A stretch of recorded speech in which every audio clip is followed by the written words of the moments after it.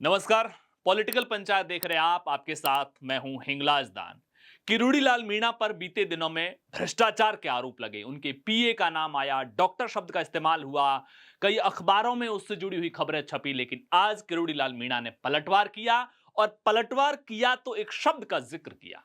मैं उनका एक सबसे महत्वपूर्ण उस पूरी चर्चा का बयान भी सुनाऊंगा, लेकिन एक शब्द जो उन्होंने हाईलाइट करके दिखाया है, लक्ष्मण रेखा। खुला संदेश है कि लक्ष्मण रेखा को पार नहीं किया जाए, अन्यथा पलटवार बड़ा हो सकता है। किरोड़ी लाल मीणा कोई बड़ा कदम उठा सकते हैं, और इस बात का संकेत भी उन्होंने अपने बयान में दिया कि अगर समय रहते ये सारी समस्याओं का समाधान नहीं हुआ तो मैं कोई बड़ा कदम उठाऊंगा। किरोड़ी लाल मीणा ने जिस लक्ष्मण रेखा शब्द का जिक्र किया है एसीबी को लिखे हुए पत्र में, लेकिन लोग ये मान रहे हैं कि ये लक्ष्मण रेखा शब्द का जो संदेश है वो उन लोगों के लिए हैं जो सरकार में या भाजपा के भीतर या सिस्टम के भीतर बैठे हुए किरोड़ी लाल मीणा के खिलाफ षड्यंत्र रचने वाले लोग हैं। किरोड़ी लाल मीणा ने साफ शब्दों में कहा, एसीबी भी इस षड्यंत्र में शामिल लगती है। आप एसीबी के मुखिया हैं, कृपया ध्यान रखें, लक्ष्मण रेखा पार नहीं की जाए तो ठीक रहेगा। शब्दों पर गौर कीजिएगा। राजनीति में इस तरह की भाषा बहुत कम इस्तेमाल ली जाती है। अब जरा इस पूरे पत्र को समझें, उससे पहले मैं ये बयान आपको सुनाना चाहूंगा। किरोड़ी लाल मीणा के पूरे 13 मिनट के बयान में से जो ये सबसे महत्वपूर्ण बात है वो एक बार आप सुनिएगा। किरोड़ी लाल मीणा ने क्या कुछ कहा है वहां पर, वो एक बार सुनिएगा।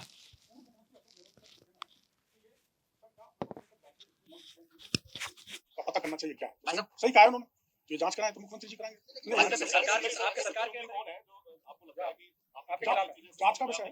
ऐसा कोई व्यक्ति आपका नाम अखबार में छपा देता है तो उसका नाम तो बताइए। कौन? कोई व्यक्ति आपने कहा आपको नाम पता है किसने खबर छपाई, उसका नाम भी सार्वजनिक वो मैं सार्वजनिक नहीं करूंगा जब तक पक्की जांच डीजी एसीबी नहीं कराएंगे। एसीबी की मुखिया सीएम है, एसीबी के मुखिया खुद सीएम है। नहीं डीजी है, ये तो स्वतंत्र एजेंसी है एसीबी तो। अरे सुनो, गृह विभाग के रूप में रिपोर्ट करते हुए इसको इनको कोई डायरेक्शन नहीं दे सकते। मेरे को भी यहाँ डीजी का इंतजार करना पड़ रहा है।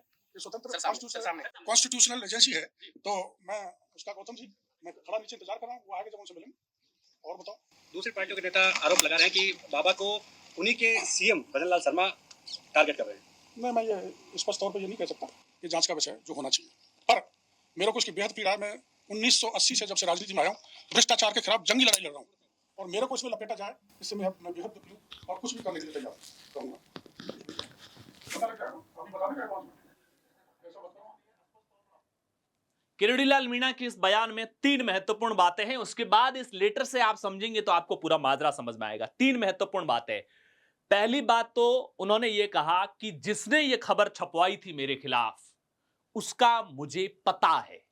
फिलहाल नाम सार्वजनिक नहीं करूंगा। यह बात क्लियर नहीं है कि वो एसीबी के अंदर के किसी व्यक्ति की बात कर रहे हैं या इशारों इशारों में राजनीति में बैठे हुए उस व्यक्ति की बात कर रहे हैं जिसने उनके खिलाफ ये खबर छपवाई थी। पहली बात।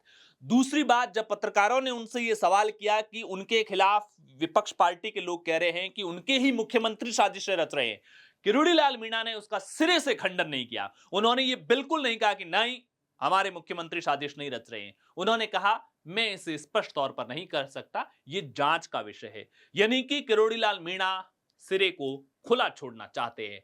और तीसरी बात, जब उनसे पूछा गया कि क्या करोगे तो उन्होंने कहा कि मैं बड़ा कदम उठाऊंगा। क्या कदम उठाओगे? तो उन्होंने कहा ये अभी बता नहीं सकते हैं।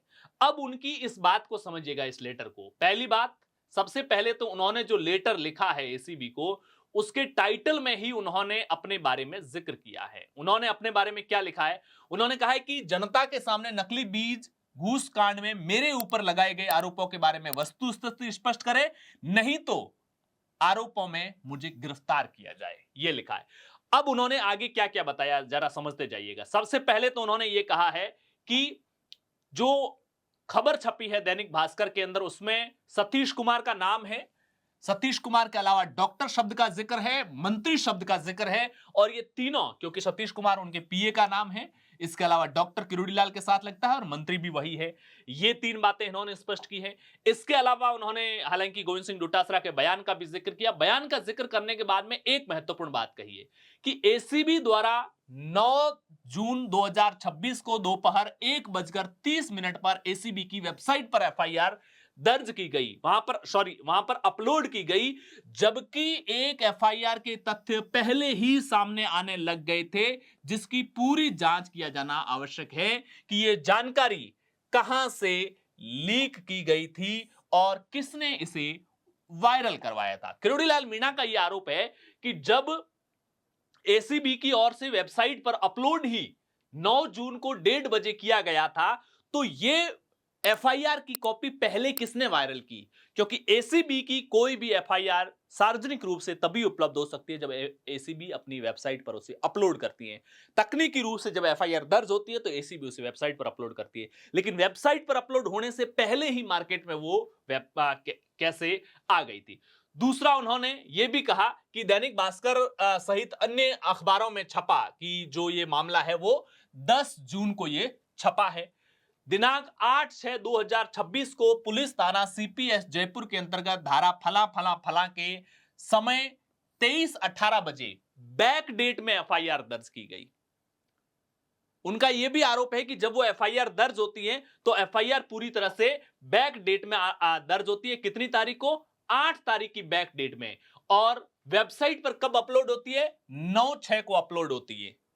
एफआईआर 9/6 को दर्ज की गई, लेकिन वो दर्ज बैक डेट में की जाती है और उसके बाद में एफआईआर दर्ज होने से पहले ही वो मार्केट के अंदर चीजें चलने लग जाती हैं। उन्होंने कहा है कि मैं चाहता हूं कि बैक डेट में दर्ज की गई एफआईआर मजमून एसीबी द्वारा एक रणनीति के तहत वायरल किया गया। उन्होंने वायरल करने का आरोप लगाया गया। इसके अलावा उन्होंने कहा है कि जनता को जानकारी दी जाए कि ये डॉक्टर कौन है, मंत्री कौन है। मैं भी डॉक्टर हूं, मंत्री हूं, इस वजह से संशय बना हुआ, मेरी छवि को भारी प्रतिकूल प्रभाव पड़ रहा है। मेरा आग्रह है कि स्पष्टता मीडिया के जरिए जनता के बीच में रखी जाए। अगर किन्हीं कारणों से ऐसा किया जाना संभव नहीं हुआ तो कृपया मुझे गिरफ्तार कर लें, मैं गिरफ्तारी देने के लिए तैयार हूं, ये किरोड़ीलाल मीणा ने कहा है। इसके अलावा उन्होंने कुछ दूसरी जो गोविंद सिंह डोटासरा और अशोक गहलोत के आरोपों को लेकर कहा, और एक बात और कहा कि मेरी पीड़ा है कि पिछली कांग्रेस सरकार के 5 साल में हुए भारी भ्रष्टाचार के संबंध में मेरे द्वारा डीओआईटी, जेजेएम, फूड डिपार्टमेंट को लेकर के ढेरों मामले एसीबी को भेजे गए, मगर अधिकारियों ने उन पर आज तक कोई कार्रवाई नहीं की। उन्होंने कहा है कि मुझे ऐसा लग रहा है कि एसीबी किसी दबाव में काम कर रही है। इस बात को फिर से गौर कीजिएगा। उन्होंने एसीबी पर दबाव में काम करने का आरोप लगाया कि मुझे ऐसा लग रहा है कि एसीबी किसी दबाव में काम करके मुझे बदनाम करने का काम कर रही है और इस मामले में एसीबी एक पॉलिटिकल वेपन की तरह कार्य करती है। एसीबी किसके अधीन आती है? गृह विभाग के अधीन। गृह विभाग राजस्थान में किसके पास में है? मुख्यमंत्री भजनलाल शर्मा के खुद के पास में है।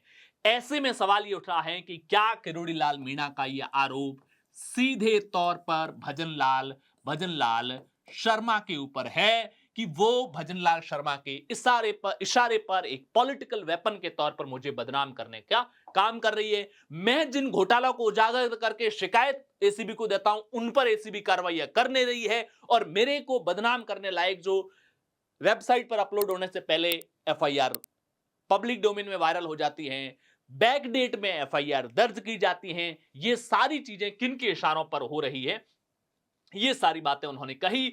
और आखिर में ये कहा कि ये एक बहुत बड़ा षड्यंत्र है और एसीबी भी इस षड्यंत्र में शामिल लगती है। आप एसीबी के मुखिया हैं, कृपया ध्यान रखें, लक्ष्मण रेखा पार नहीं की जाए तो ठीक रहेगा।